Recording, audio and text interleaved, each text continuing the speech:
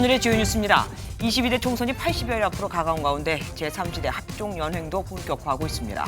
더불어민주당과 정의당에서 추가 탈당이 이어졌고 진보 진영의 비례연합정당을 만들자는 공식 제안도 나왔습니다. 한동훈 국민의힘 비대위원장이 취임 후 처음으로 당내 3선 중진 의원들과 오찬 회동을 가졌습니다. 희생 요구를 받고 있는 중진들과 상견례를 한 건데 이 자리에서 김건희 여사 리스크를 해소해야 한다는 목소리도 나왔습니다. 북한이 어제 고체 연료를 사용한 극초음속 중장거리 미사일 시험 발사에 성공했다고 밝혔습니다. 극초음속 미사일은 평양에서 서울까지 1분 안에 도달 가능한 위력을 가진 것으로 평가받고 있습니다. 수도권 일대에서 무자본 갭 투자 방식으로 200억 원이 넘는 전세 보증금을 가로챈 공인중개사에게 징역 10년의 실형이 선고됐습니다. 범죄단체 혐의까지 적용한 건데 공범 2명에게도 징역 7년의 중형이 선고됐습니다.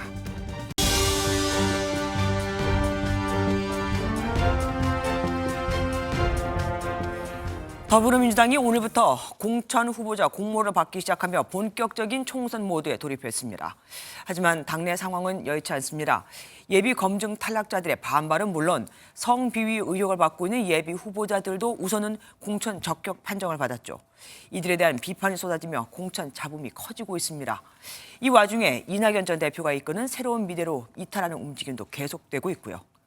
이렇게 당내 현안이 산적해 있지만 국민의힘 비대위원장은 활발히 활동하고 있는 반면 이재명 대표는 13일째 공식적인 당무에 나서지도 않고 입장도 내지 않으며 침묵하고 있죠. 이 대표 이르면 이번 주 안으로 당무에 복귀할 것으로 보입니다. 첫 소식 서영수 기자가 준비했습니다.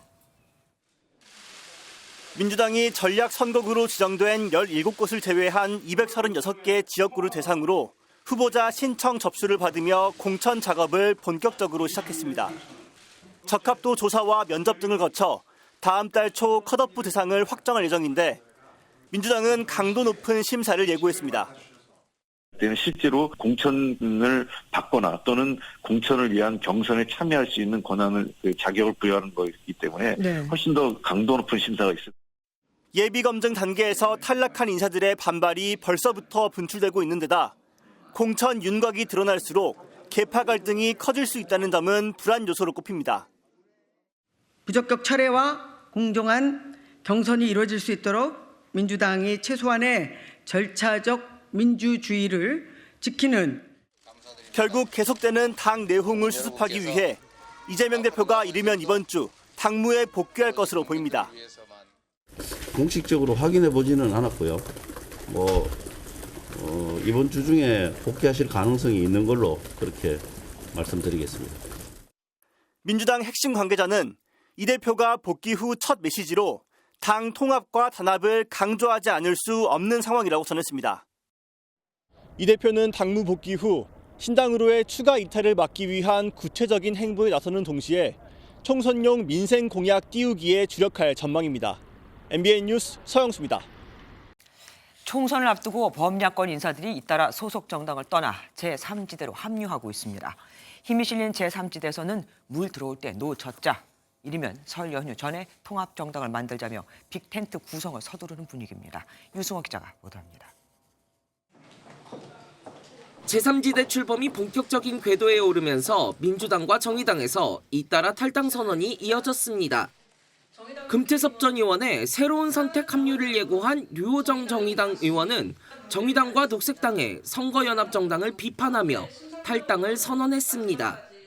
정의당이 다시 민주당 이중대의 길로 가고 있습니다. 제3지대에서 새로운 선택지를 만들고 세 번째 권력이 되겠습니다. 이낙연 전 민주당 대표의 가칭, 새로운 미래에 참여하겠다고 밝힌 인사들도 민주당을 떠난다고 밝혔습니다. 특정 세력이 독재적 행태를 보이고 있습니다. 방탄정당을 얘기합니다. 오늘 민주당을 결당합니다. 기득권 정치 타파를 목표로 새를 키우는 제3지대에서는 창당을 넘어 통합에도 속도를 내고 있습니다. 이번 주 중에 첫 비전 대화가 아마 가시화될 수 있지 않을까. 3자 혹은 5자의 형태로 다양하게 진행될 예정이라는 점 말씀드리겠습니다. 미래대연합은 이번 설 연휴 전에 제3지대 통합을 마무리하고 단일 정당을 띄우겠다는 목표를 제시했습니다.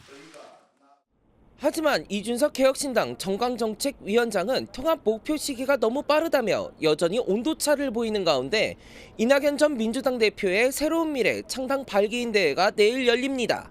MBN 뉴스 유승호입니다. 지금 분위기로는 아무래도 비례대표를 병립형으로 뽑지 않고 지난 총선 때처럼 준연동제로 뽑을 듯하죠. 그러면 소수 정당도 비례 의석을 받을 수 있고요. 진보 성향 소수 정당들이 내년 총선에서 진보 진영끼리 비례 연합 정당을 만들자고 더불어민주당에 공식 제안했습니다. 조국 전 법무장관과의 연대 가능성도 열어놨는데요.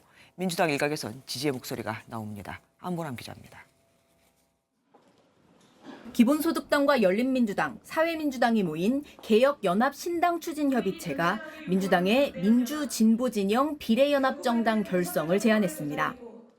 반윤석열 진영이 연합해 22대 국회에서 개혁을 이뤄내야 한다는 주장입니다. 반윤 개혁 최대 연합을 이뤄내는 것만이 22대 국회를 일하는 국회를 넘어 개혁하는 국회로 만들 유일한 경로이며 조국 전 법무장관과의 연대 가능성도 열어놨습니다. 윤석열 정권의 폭주를 막기 위해서 돌멩이 하나를 올리겠다라는 의지를 밝히셨기 때문에 결국 민주당의 위성정당이 아니냐는 질문엔 선을 그었습니다. 의석수 확보를 위해 만들었다가 다시 합당했던 지난 총선과는 다른 대한민국 최초의 연합 정치라고 강조했습니다. 총선 이후의 정치개혁의 과제, 그다음에 대한민국 국가 비전, 국가 혁신을 위한 부분, 특히 진보적 정권 교체에 대한 부분까지도 같이 이어가는 연동형 비례제 유지를 주장해온 민주당 우원식 의원은 민주당뿐만 아니라 민주진보진영 전체 승리의 길이라며 즉각 호응했습니다. 하지만 꼼수 위성정당이라는 지적을 피하긴 어려워 보입니다. 의석수 확보를 위한 이합 집산이라는 비판이 불거질 경우 총선 민심의 악재가 될 수 있다는 점에서 민주당 지도부의 고심은 깊어질 전망입니다. MBN 뉴스 안보람입니다.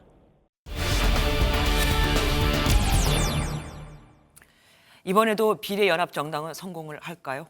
방금 들으신 개혁연합신당의 경우엔 민주당과 나중에 합당하는 게 아니라 수평적이고 독자적인 길을 갈 것이다라고 했지만 그럼 왜 민주당에 손을 내민 걸까요? 오늘 뉴스 추적은 국회팀 이병주 기자와 함께합니다. 어서 오십시오. 우선 비례연합정당이라는 게 나온 배경부터 좀 짚어보죠. 네, 국민의힘은 지역구 의석수 등과는 전혀 관련 없이 정당 득표율 그대로 비례의석을 가져가는 병립형으로 가자 이런 주장을 하고 있습니다. 네. 오늘 한동훈 비상대책위원장도 이런 이야기 했습니다. 문제점을 낳았기 때문에 원래대로 해야 한다라는 게 기존의 입장이었고 이 법이 바뀔 때도 저희는 찬성하지 않았습니다. 네, 민주당은 21대 총선의 오점이었던 위성정당을 막아야 한다면서도 다양성을 위한 연동제가 필요하다 이런 입장입니다. 그런 차원에서 오늘 홍익표 원내대표도 비례연합정당과의 연대의 가능성을 언급했는데요. 네. 선거제 개편에 참여하고 있는 한 민주당 의원은 끝내 협상이 되지 않았을 때 고려해볼 만한 선택지다 이런 말을 했습니다. 여야가 합의가 안 되면 비례연합정당이 나올 수 있는 건데 그럼 구체적으로 비례의석 47석은 어떻게 배분되는 겁니까? 네, 국민의힘은 연동형 비례제면 위성정당 내겠다고 이미 공언을 했습니다. 네네. 그래서 사실상 여권 단일의 정당이 생긴다고 생각하면 간단하고요. 민주당은 아직 비례정당을 낸다 안 낸다 결정되지 않았습니다. 소위 반윤 전선을 구축하기 위해 오늘 거론되는 비례연합정당 등과 함께할 가능성 있는 거죠. 네. 모두 22대 총선을 위한 선거제 협의가 끝내 불발됐을 때를 가정한 상황입니다. 민주당 정개특위 김영배 의원은 지난 총선에서 30석에 준연동형을 적용하는 캡이 있어서 양당의 위성정당 유혹이 컸었다. 그래서 그 캡을 23석으로 줄여 협의하는 방안도 내놨습니다. 21대 국회 상황, 그때 당시 위성정당 논란이 참 컸었습니다. 네, 앵커님 말씀하셨던 대로 국회 비례의석수 47석입니다. 그런데 거대 양당이 각각 미래한국당과 더불어시민당 등 비례의석을 위한 정당을 만들면서 결과적으로 정의당 5석을 제외한 나머지 비례의석 양당이 모두 나눠 가졌습니다. 다양성을 지키긴커녕 비례를 노린 정당만 더 난립했었다 이런 지적이 나오는 이유입니다. 다시 비례연합정당 쪽으로 넘어가 보죠. 그럼 이런 문제 보완할 수 있겠습니까? 오늘 나온 개혁연합신당 추진협의체 공동대표였죠. 용해인 기본소득당 상임대표는 위성정당 논란에 대해 22대 총선 결과로 보여주겠다. 다소 모호한 입장을 내놨습니다. 네. 반면 오늘 함께한 연합정당의 또 다른 주체는 앞선 기사에서 보신 것처럼 합당은 없을 것이다 이렇게 강하게 선을 긋기도 했습니다. 결국 민주당의 위성정당이 될지는 총선 이후까지 지켜봐야 할 것 같은데요. 금태섭 전 의원의 새로운 선택 측은 악평을 내놨습니다.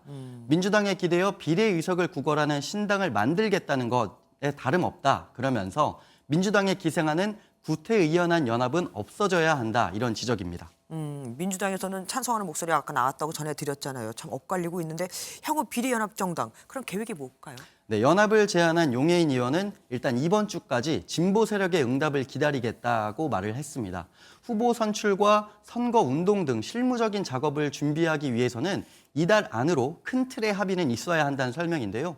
연합에 참여하는 세력을 마냥 기다리기보다는 정해진 일정 안에서 먼저 연합을 띄우는 개문발차 형식도 고려할 수 있다는 설명입니다. 네. 조국 전 법무부 장관의 참여 가능성도 큰 관심입니다.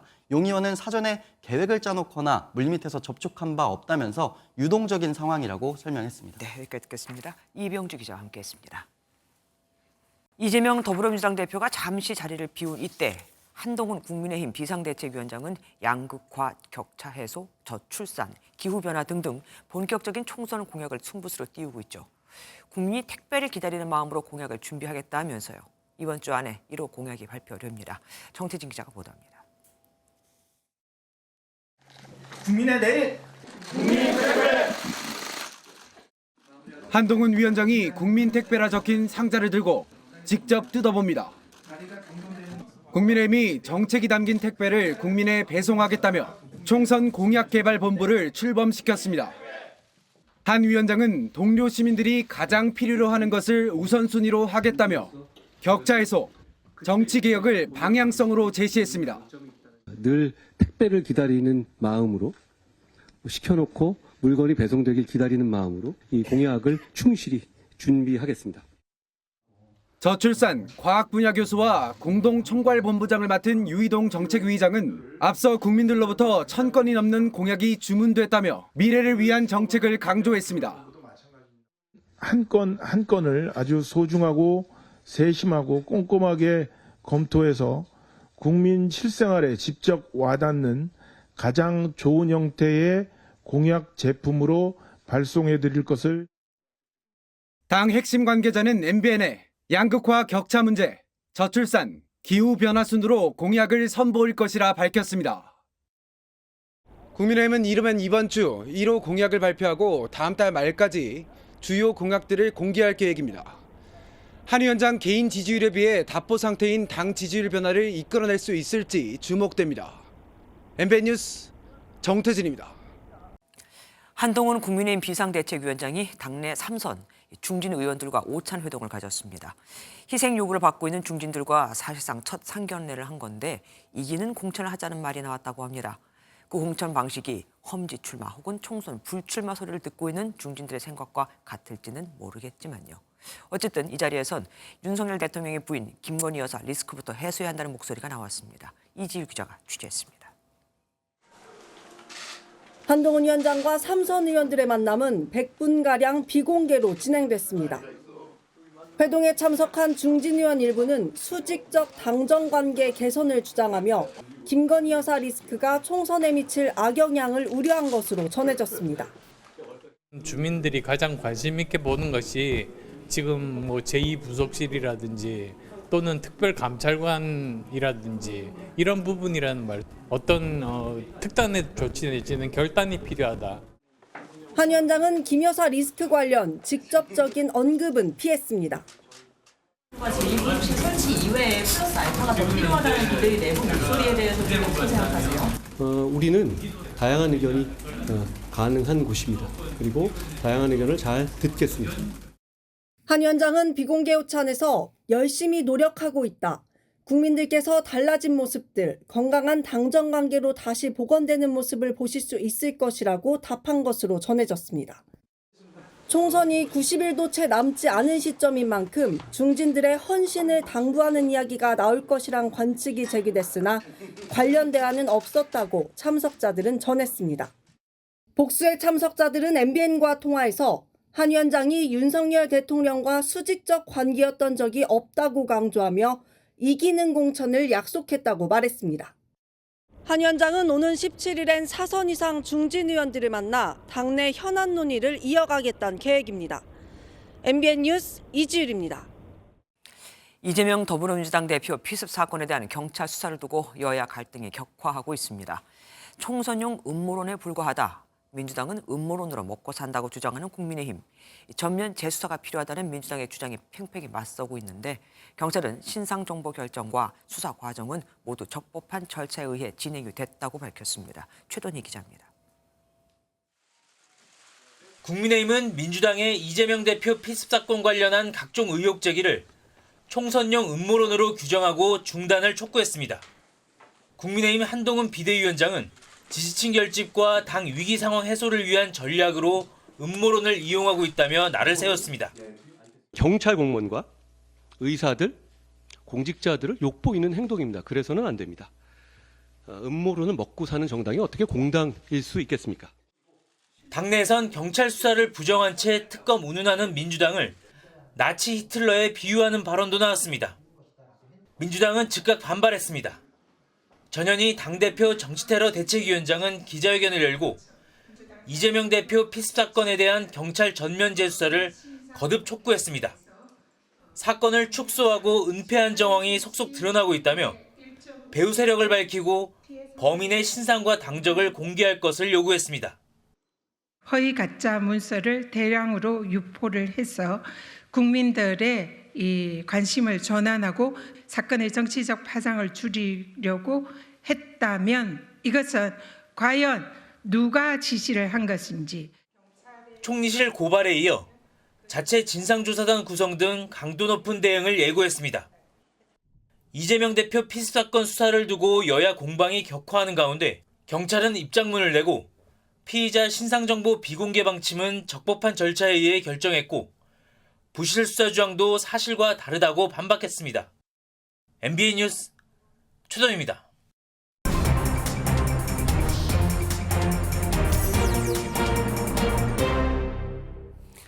정치톡톡 정치부 표선우 기자와 함께하겠습니다. 어서 오십시오. 첫 번째 키워드 보겠습니다. 현근택에 또 당했다. 현근택이라면 지금 성희롱 문제로 논란이 되고 있는 인물 아닙니까? 네, 맞습니다. 현근택 민주연구원 부원장 지난해 12월이었죠.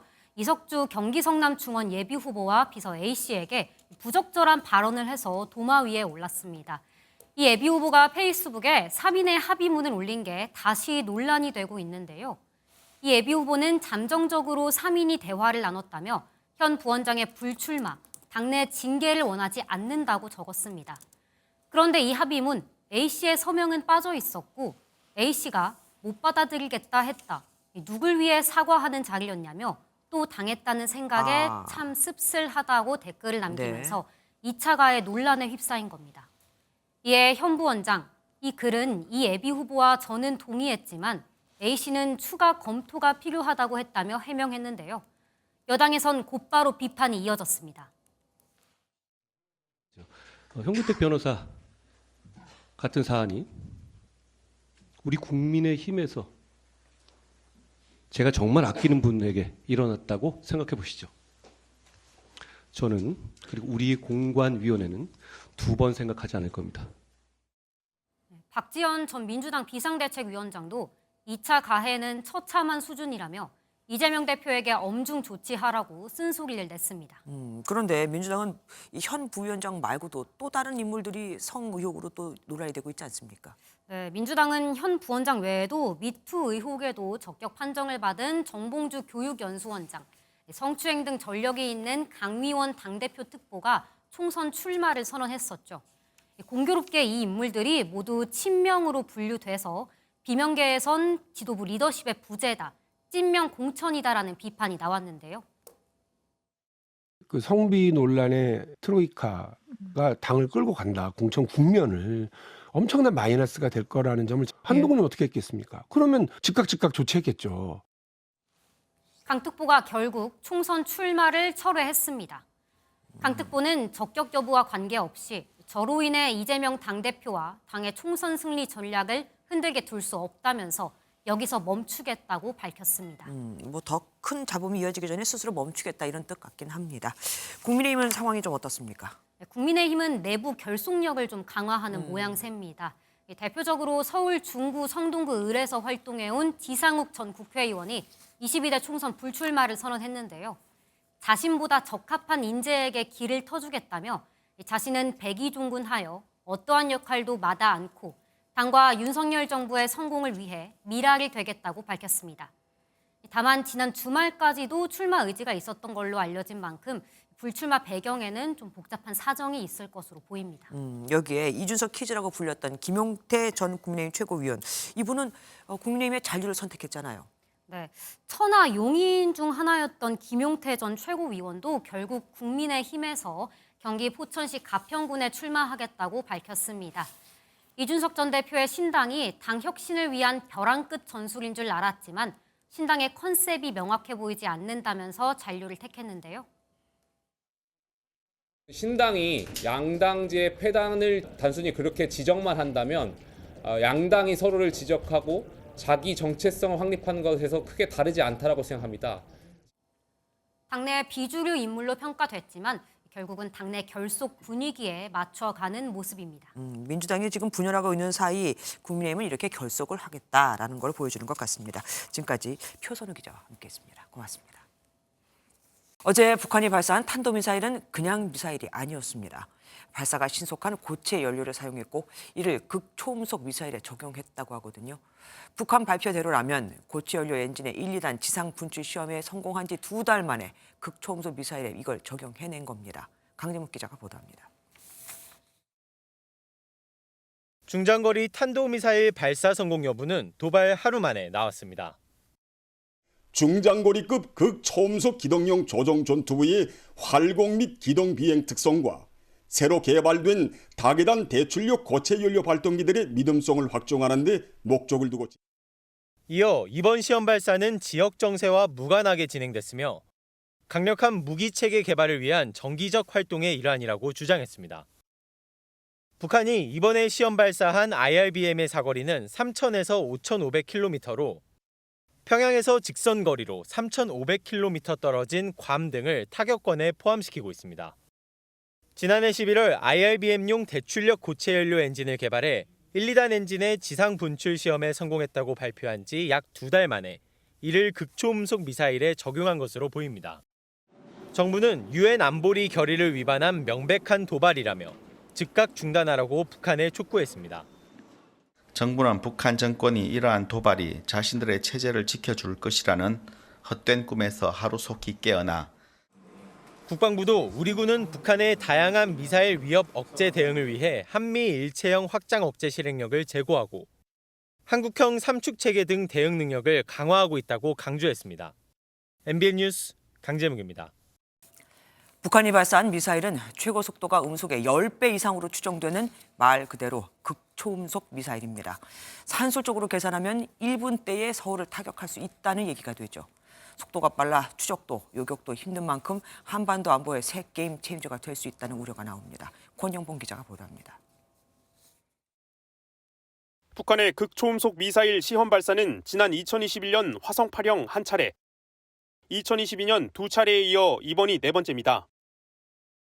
극초음속 미사일 부문에서의 연이은 시험 성공은 전략무기 부문 최우선 5대 과업 중 가장 중요한 핵심 과업을 완수한다는 앞서 2차례 발사한 미사일 탄두와 형상은 유사하지만 기습 공격에 효과적인 고체 연료를 처음 적용한 게 차이점입니다.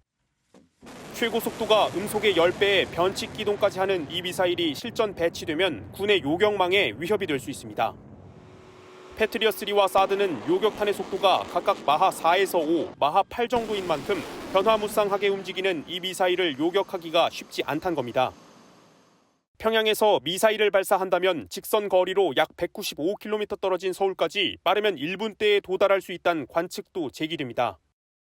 사드라는 요격망이 촘촘하기 때문에 결국 이 요격망을 돌파하기 위해서 극초음속 미사일을 개발을 하고 있는 겁니다.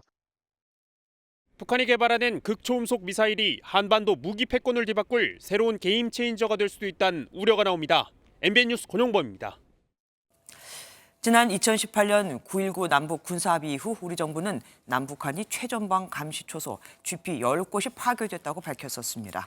하지만 지금 핵심 지하시설은 파괴하지 않고 유지하고 있는 듯하죠.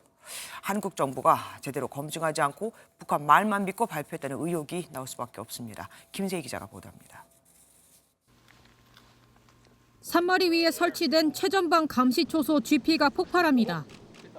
2018년 9.19 남북 군사합의에 따라 한국과 북한은 GP 10개를 없앴습니다.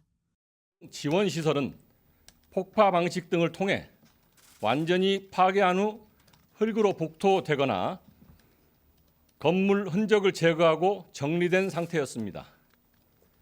지하 시설은 출입구 부분과 감시소, 총항구 연결 부위가 폭파되거나 매몰되어 있음을.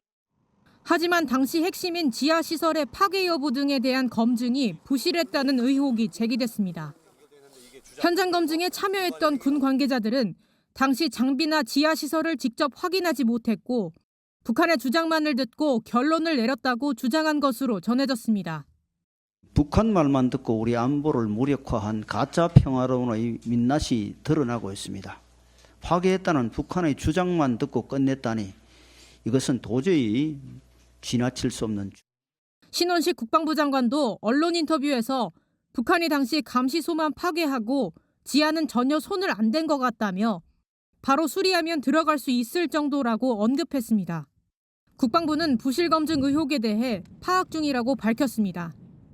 전방에서 이제 관측된 사안을 토대로 제가 답변을 드렸었는데 저희가 이제 필요한 부분에 대한 사실관계를 확인 중에 있습니다. 북한이 지난해 11월 일방적으로 9.19 합의 파기를 선언한 뒤 최근 콘크리트로 GP를 복원하는 장면이 포착된 데 이어 우리 군도 임시 감시 초소를 구축한 것으로 전해집니다. MBN 뉴스 김세희입니다. 북한은 또 최선희 외무상을 러시아로 보내는 등 밀착을 가속하고 있습니다. 그러면서도 전통적인 혈맹, 중국을 신경 쓰지 않을 수 없겠죠. 그래서일까요? 얼마 전까지 푸틴 대통령 사진이 걸려 있었던 베이징 북한 대사관 게시판이 어느새 다시 시진핑 주석과 함께한 사진으로 교체되어 있었습니다. 베이징에서 윤석정 특파원입니다. 베이징 북한 대사관입니다. MBN이 촬영한 게시판엔 시진핑 주석과 김정은 위원장의 정상회담 사진들이 걸려 있습니다. 특히 두 정상 부부가 함께 나온 사진도 5개나 걸려 있는 게 눈에 띕니다.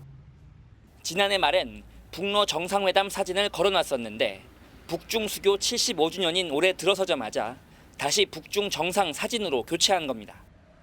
북한은 최근 남북 관계에 대해 적대적인 교정국이라고 못 받고 통일을 포기한다고 선언하며 위기감을 끌어올리고 있습니다. 대한민국 족속들을 우리의 주적으로 단정하시면서 모든 수단과 역량을 총동원하여 대한민국을 완전히 초토화해버릴 것이라고 하시면서 이런 상황에서 북한이 러시아와 아무리 가까워진다고 해도 중국과의 관계를 소홀히 할 수는 없습니다. 게시판 사진 교체는 이런 북한의 심리를 반영한 것 아니냐는 해석이 나옵니다. 중국도 북중 두 나라의 관계는 여전히 굳건하다고 강조합니다. 面对动乱交织的国际形势，中朝始终坚定相互支持、相互信任，彰显了中朝友好合作的战略意义。 다만 중국은 북한과 러시아의 무기 거래에 대해서 동조나 묵인하는 것처럼 보일까 부담스러워하고 있다는 관측도 나옵니다. 베이징에서 MBN 뉴스 윤석정입니다. 윤석열 대통령은 오늘 반도체 산업을 주제로 3번째 민생 토론회를 열었습니다. 경기 남부에 세계 최대 규모의 반도체 메가 클러스터를 조성하고 622조 원을 투자해 최소 300만 개의 양질의 일자리를 만들겠다고 했습니다. 전정희 기자입니다. 윤석열 대통령이 3번째 민생 토론회에서 꺼내든 건 세계 최대 규모의 반도체 메가 클러스터 조성이었습니다. 평택과 화성, 용인 등 경기도 남부 일대에 밀집된 반도체 기업과 관련 기관을 하나의 생태계로 묶겠다는 겁니다. 서울 여의도의 7배가 넘는 2,100만여 제곱미터에 달합니다. 2047년까지 622조 원을 투자하고 올해 만료되는 반도체 투자 세액 공제를 연장하기로 했습니다. 이른바 대기업 퍼주기 논란에 대해선 거짓 선동이라고 날을 세웠습니다. 세액공제로 반도체 기업의 투자가 확대되면 관련 생태계 전체 기업의 수익과 일자리가 엄청나게 늘어나고 정부는 반도체 메가 클러스터 조성으로 최소 300만 개의 새로운 일자리가 생길 것으로 기대했습니다. 윤 대통령은 반도체 산업의 선각자로 박정희 전 대통령과 이병철 삼성그룹 창업 회장을 소개하기도 했습니다. 박정희 대통령께서 돌아가시기 전에 당시에 아마 서울시 한 1년 예산 준하는 정도를 반도체 산업에 투자하기로 하고 이번 토론회에서는 이종우 과기부 장관과 안덕근 산자부 장관의 합동 발표가 눈길을 끌었습니다. 대통령실은 두 부처의 합동 발표가 그동안 윤석열 대통령이 강조한 부처 간 벽 허물기를 상징적으로 보여주는 사례라고 강조했습니다. MBN 뉴스 전정인입니다.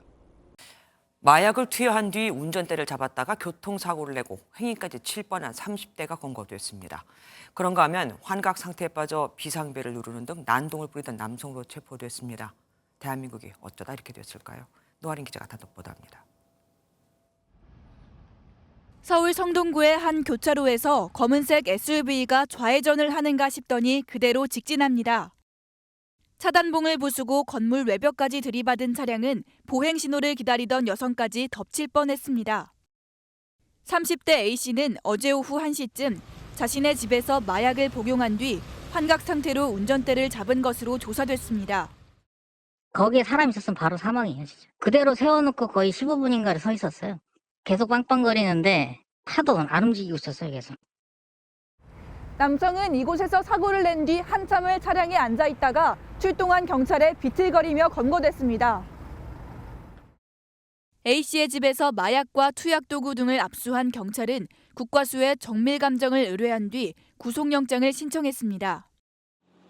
어제 오전 10시쯤 서울 서초구의 한 아파트에서도 40대 남성이 마약 투약 혐의로 현행범으로 체포됐습니다. 환각 상태에서 집 안에 있는 비상벨을 눌렀는데 경비원이 횡설수설하는 모습을 보고 경찰에 신고를 했다가 결국 덜미를 잡혔습니다. 자기하고 저 경찰 불러달라고 얘기를 했다고 하더라고요. 국정원 얘기를 쓸데없는 소리 하고 뭐 이래가지고 결국 경찰에 가서 수갑 채워 데리고 갔다고. 해당 남성은 마약 간이 검사에서 양성 반응이 나왔고 집안에서는 투약 도구가 발견된 것으로 알려졌습니다. 서울 서초경찰서는 해당 남성을 상대로 정확한 사건 경위를 조사할 방침입니다. MBN 뉴스 노하린입니다. 어젯밤 세종시에 있는 아파트에서 불이 나 일가족 3명이 모두 크게 다쳤습니다. 그런데 단순한 화재가 아닌 듯합니다. 불과 함께 펑펑 뭔가 터지는 소리가 났고 화재 현장에선 20리터짜리 기름통이 발견됐거든요. 김여현 기자가 보도합니다. 아파트 창문 밖으로 시뻘건 불길이 뿜어져 나옵니다. 소방대원들이 물을 뿌려보지만 역부족입니다. 불 나고 있어가지고 지금 끄고 있거든요. 몸만 겨우 빠져나온 주민들은 화재 진압하는 모습을 걱정스럽게 지켜보고 있습니다. 세종시의 한 8층짜리 아파트 7층에서 불이 났습니다. 아파트 화재 현장 아래로는 유리 파편과 부서진 창틀이 널브러져 있어 폭발 당시 충격이 얼마나 컸는지 고스란히 보여주고 있습니다. 뭐 떨어지고. 근데 모르는 사람들이 많은 것 같아요. 저도 내려와서 빨리 나오시라고 소리쳤거든요. 이 불로 집에 있던 40대 부부와 10대 여학생이 전신 화상을 입어 의식이 없는 상태로 병원으로 옮겨졌습니다. 불길은 1시간여 만에 잡혔고 아파트 내 스프링클러는 정상 작동한 것으로 확인됐습니다. 경찰과 소방은 감식에서 20리터짜리 기름통이 발견된 점과 폭발음이 들렸다는 신고를 토대로 방화 가능성에 무게를 두고 있습니다. 근데 거의 전소돼가지고 기름통 정도 나왔고 휘발성 물질이죠. 뭐 감정 의뢰도 해봐야 되고. 경찰은 이들 가족의 의식이 회복되는 대로 방화 여부를 포함한 화재 경위를 조사할 계획입니다. MBN 뉴스 김영현입니다. 아이슬란드에서 27일 만에 또다시 화산이 폭발했습니다. 지난번 폭발했던 바로 그 화산인데 주거지를 보호하기 위해 설치된 장벽까지 무너지면서 이번에는 마을까지 용암이 흘러내렸고 집들이 불에 타버렸습니다. 최희지 기자가 보도합니다. 화산 폭발로 갈라진 땅 사이로 붉은 용암이 뿜어져 나옵니다. 지면의 틈은 300m까지 이어졌고 뜨거운 용암이 지표면을 뒤덮었습니다. Norðurendina á mjög svipuðum stað eða aðeins sunnar en suðurendin var á sprungunni sem gaus þarna í desember. 현지 시각 14일 오전 8시쯤 아이슬란드 남서부 그린다비크 인근에서 화산이 폭발했습니다. 지난해 12월에 이어 27일 만으로 지난 폭발보다 규모는 작았지만 마을까지 용암이 흘러들어 피해가 컸습니다. 화산의 피해를 막기 위해 만든 방어벽마저 무너지면서 주택 최소 3채가 불에 탔습니다. Within the town, and there is lava flowing up from that fissure. Already, several houses have gone under lava. 폭발 약 5시간 전까지 남아있던 주민들은 급하게 대피하면서 인명 피해는 없었습니다.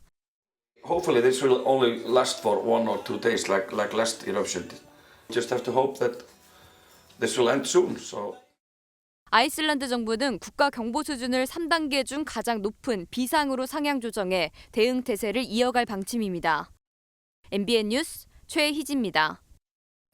미국에서는 올해 대선의 시작을 알리는 아이오와주 공화당 경선을 앞두고 마지막 유세가 펼쳐졌습니다. 영하 30도가 넘는 강추위였지만 지지자들의 열기는 뜨거웠고 반 트럼프 시위대가 나타났지만 환호성으로 이들까지 쫓아냈습니다. 현장에 최준혁 특파원이 다녀왔습니다. 올해 미국 대선의 첫 출발지 아이오와주 디모인시. 눈폭풍이 휩쓸고 간 도시는 전체가 하얀색으로 뒤덮였습니다. 냉동고 같은 날씨 속에서 지팡이를 짚고 트럼프 모자와 티셔츠를 입은 지지자들이 모여들었습니다. 영하 30도가 넘는 강추위에도 불구하고 트럼프 전 대통령 유세장을 찾은 지지자들은 강한 미국으로에 투표하겠다고 밝혔습니다. What he was going to do when he was elected president the first time, and he did it. And things improved immensely. 유세장 안은 트럼프의 재선을 확신하는 열기로 뜨거웠습니다. So brave the weather and go out and save America because that's what you're doing. This is really about saving our country. Remember, your caucus location is often different from where you normally vote. 지지자들과 트럼프 유세를 지켜보는 도중 반트럼프 시위대가 법적 처벌을 요구하다 연설이 끊겼고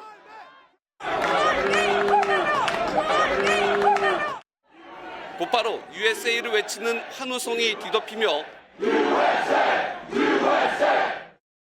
시위대가 결국 쫓겨나는 소란이 벌어졌습니다. 2위 싸움도 치열합니다.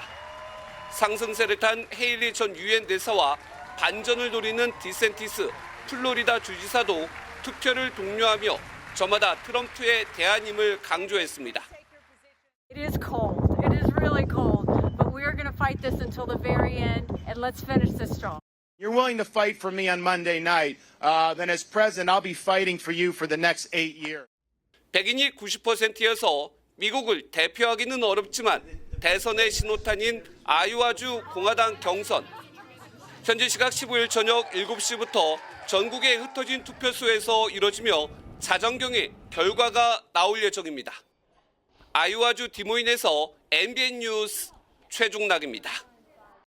대만 총통 선거가 끝나자 미국은 곧바로 대표단을 보내 확고한 약속을 언급하며 힘을 실어주었습니다. 하지만 중국은 친미 성향 라이칭도가 들어서기 전부터 벌써부터 군용기를 띄우는 등 길들이기에 나서고 있습니다. 주진희 기자입니다. 대만 총통 선거 다음 날 도착한 미국 대표단은 바로 고위급 회담을 열어 미국의 약속을 강조했습니다. We are honored to have the opportunity to meet with you today to reaffirm that the American commitment to Taiwan is rock solid, principled, and bipartisan. 친미 성향의 민진당이 계속 집권하게 되자 비록 비공식 대표단이지만 대만에 힘을 실어주는 것으로 보입니다. 바로 이어서 만난 라이칭더 당선인은 미국에게 지속적인 지원을 요청하며 앞으로 예상될 중국 위협을 견제했습니다. 尽管中国持续以军事及其他灰色地带活动侵扰台湾，但台湾仍然能够沉稳因应。 실제로 총통 선거 다음 날 대만 해협을 넘어온 중국 풍선 1개가 탐지됐고 이어 군용기 6대와 군함 4척이 대만 영공과 해역 인근에서 포착됐는데 군용기 한 대는 방공식별 구역에 진입해서 대만 전투기가 출격하기도 했습니다. 중국은 의도를 명확히 했습니다. 严重损害中华民族的根本利益，也将严重破坏台海地区的和平稳定。这是一条绝路，更是一条死路。 오는 3월 예정된 우리의 국회에 해당하는 중국 전국인민대표회부터 라이칭더 당선인의 취임식인 5월까지 중국의 압력은 심화될 것으로 보입니다. MBN 뉴스 주진입니다. 한미약품그룹은 4년 전 임성기 창업주가 사망한 이후 아내인 송영숙 씨가 단독 회장직을 맡고 있습니다. 아들 둘과 딸은 모두 사장을 맡고 있고요. 송 회장이 회장직을 둘째인 딸에게 물려주려 한다는 건 이미 알려진 바인데 어머니와 딸이 주도한 그룹 통합 결정에 장남이 반발하고 나섰습니다. 딸이 실장을 맡고 있는 한미사이언스는 주가가 13%나 올랐습니다. 박통일 기자입니다. 지난 12일 OCI그룹 지주사 OCI홀딩스는 한미약품그룹 지주사인 한미사이언스 지분 27%를 인수한다고 밝혔습니다. 동시에 한미사이언스 측에서도 장녀 임주연 실장 등 주요 주주가 OCI홀딩스 지분 약 10%를 취득하기로 했습니다. 지분 인수가 완료되면 두 그룹은 하나로 통합되는데 장남인 임종윤 한미약품 사장이 여기에 반기를 들었습니다. 임 사장은 SNS에 두 기업 간 통합과 관련해 어떤 정보나 자료도 전달받은 적이 없다며 반대 입장을 분명히 했습니다. 이번 통합을 주도한 어머니 송영숙 회장의 한미사이언스 지분은 11%, 장녀 임 실장의 지분까지 더하면 22%가량입니다. 양사 통합에 반발하는 장남 임 사장은 10% 가까이 보유 중인데 여기에 동조하는 차남 임종훈 한미약품 사장의 지분을 합하면 20%에 달해 경영권 분쟁에 불씨가 붙은 모양새입니다. 일각에선 이번 통합이 5천억 원이 넘는 상속세 해결과 경영권 승계를 위한 판단이란 분석도 나옵니다. 형식적으로는 통합의 모양새를 띠고 있지만 최대 주주 지위를 넘기면서 상속세 해결은 물론 딸에게 경영 승계를 보장하는 조건으로 매각한 것으로 보입니다. 한미사이언스 주가는 장 시작과 함께 급등하며 13% 가까운 상승세로 마감했습니다. MBN 뉴스 박통일입니다. 실손보험을 믿고 1,000만 원이 넘는 전립생 비대증 수술을 받았지만 보험금을 받지 못하는 경우가 늘고 있습니다. 통원 치료만으로도 충분하기 때문에 입원 치료일 때만 주는 치료비 전액을 지급할 수 없다는 건데 백내장 사태처럼 집단 소송으로 번지고 있습니다. 김태현 기자가 취재했습니다.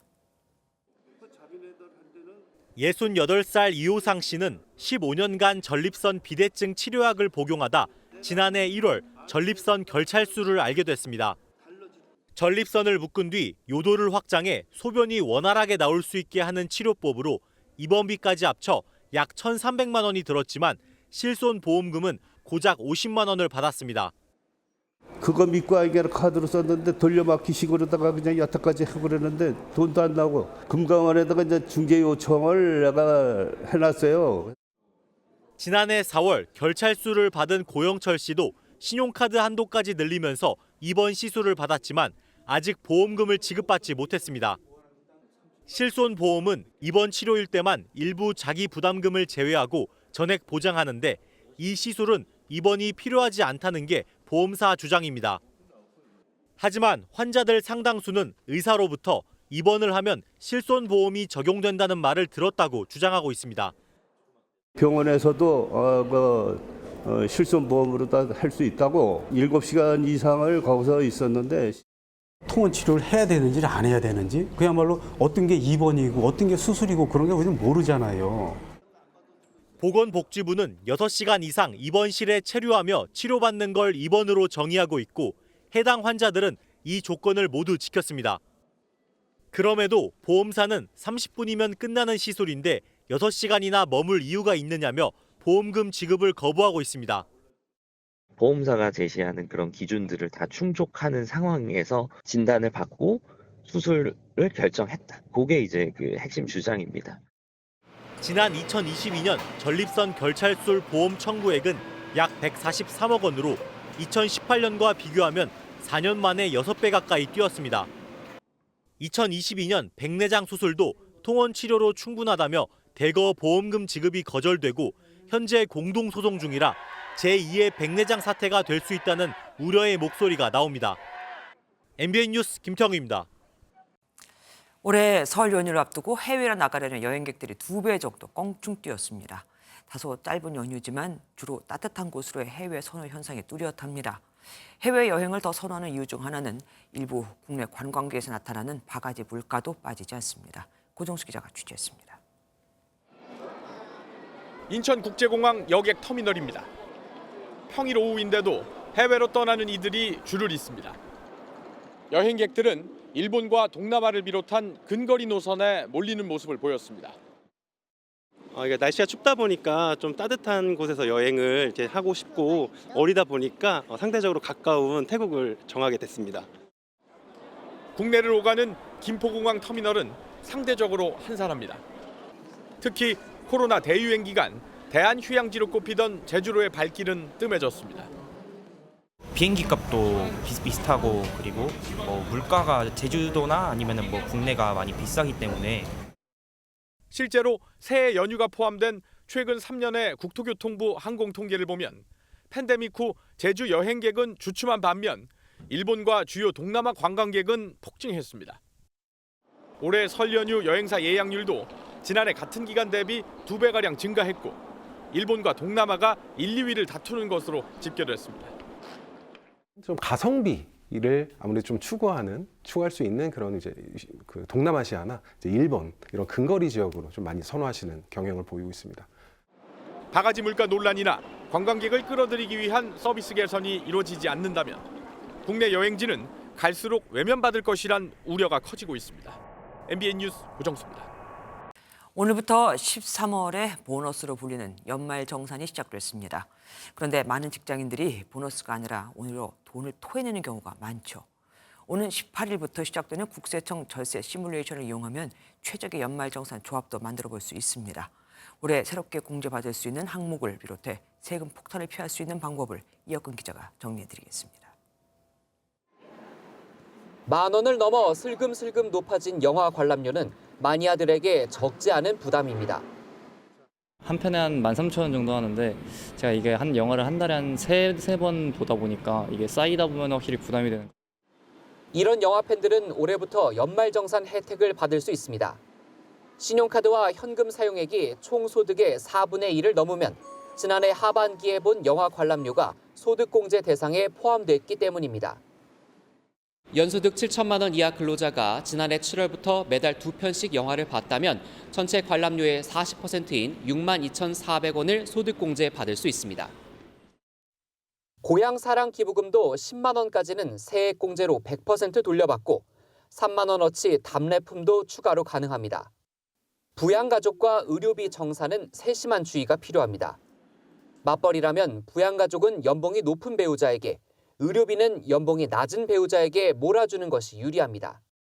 다만 가정마다 상황이 조금씩 다른 만큼 오는 18일 열리는 맞벌이 절세 시뮬레이션을 이용하는 게 현명한 방법입니다. 정기적 소득이 없더라도 연간 소득이 100만 원이 넘는 형제자매나 부모를 인적공제에 넣으면 과다공제로 오히려 세금 폭탄을 맞을 수 있습니다. 특히 퇴직금도 소득으로 보기 때문에 지난해 퇴직한 가족이 있다면 특히 주의해야 합니다. MBN 뉴스 이혁근입니다. 아파트 옥상 문은 평소에 열려 있을까요? 잠겨 있을까요? 옥상은 불이 났을 때 대피 시설로 분류되기 때문에 소방법상 열어놔야 하지만 극단적 선택이나 범죄를 막으려고 대부분 잠궈 놓죠. 불이 났을 때만 옥상 문이 자동으로 열리면 가장 좋을 텐데 이런 아파트 몇 채나 될까요? 이서영 기자가 알아봤습니다. 지은 지 53년 된 아파트입니다. 옥상으로 나는 문에는 녹슨 자물쇠가 굳게 채워져 있습니다. 또 다른 아파트. 사다리를 타고 올라가야만 옥상이 보이는데 그마저도 잠겼습니다. 이건 잘 몰라요. 여기 다 있는데 올라갈 수는 있어요, 옥상에. 불이 난 계단을 뚫고 경비원이 달려올 것이 아니라 문만 자동으로 열리는 게 누가 봐도 합리적입니다. 평상시에는 이렇게 굳게 닫혀 있지만 화재로 비상벨이 울리면 자동으로 열립니다. 정부는 2016년부터 옥상문 비상 개폐 장치를 모든 아파트에 의무적으로 설치하라고 법으로 정했습니다. 문제는 그 전에 지어진 아파트가 너무 많다는 점입니다. 전국 전체 아파트의 50%인 560만 호가 20년 이상 됐습니다. 소방도 구청도 옥상문 관리는 자기 일이 아니라고 합니다. 법령적으로는 구청 소관이래요. 공동주택 영역이어서 아마 이제 구청에서 한다고 얘기를 하신 것 같은데 저희는 따로 그런 걸 조사하거나 운영하고 있지는 않습니다. 비상 개폐 장치 한 대당 설치 비용은 60만 원 정도입니다. MBN 뉴스 이서영입니다. 서울 시내 골목 곳곳에는 불이 나면 누구나 초기 진화가 가능하도록 보이는 소화기가 설치되어 있습니다.